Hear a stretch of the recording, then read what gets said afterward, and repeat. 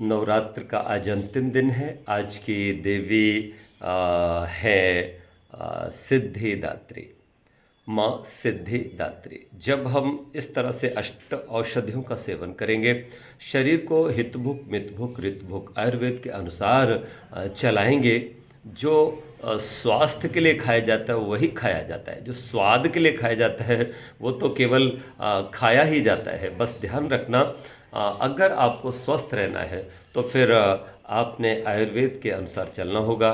तो सिद्धिदात्री जो माँ दुर्गा के अंतिम नौमा स्वरूप है, ये भी एक औषधि है और इसको शतावरी नाम से जानते हैं। ये शतावरी का चूर्ण भी आपको बाजार में मिलता है।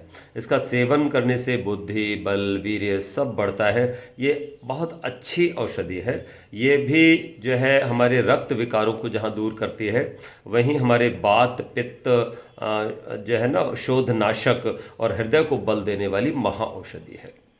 इसके सेवन से रोगी के सभी शारीरिक कष्ट सहज ही दूर होते हैं और जिनको संतान उत्पन्न होने के लिए पर्याप्त शुक्राणु की आवश्यकता है, वो शतावरी का सेवन करके अपने आप को बलिष्ठ कर सकता है।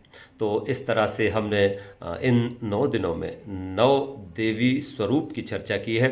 ध्यान रहे, मैं आचार्य संजीव रूप आर्य समाज का उपदेशक हूँ, समाज सुधारक हूँ। मेरा उद्देश्य बस समाज को सही दिशा देना है। माँ उसे कहते हैं जो हमारा निर्माण करे। परमात्मा ही हमारी माँ है। देव भी परमात्मा का नाम है, देवी भी परमात्मा का ही एक नाम है।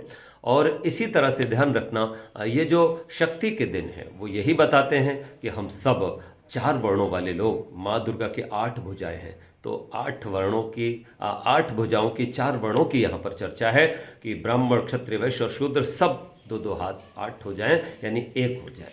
और आवश्यकता पड़े देश पर संकट की तो सब इकट्ठे होकर के शत्रु पर हमला करें, तभी निश्चित रूप से हम स्वस्थ रहेंगे। तो ये एक एंटीवायरस हमने आपके बॉडी में पहुंचाने का काम किया है।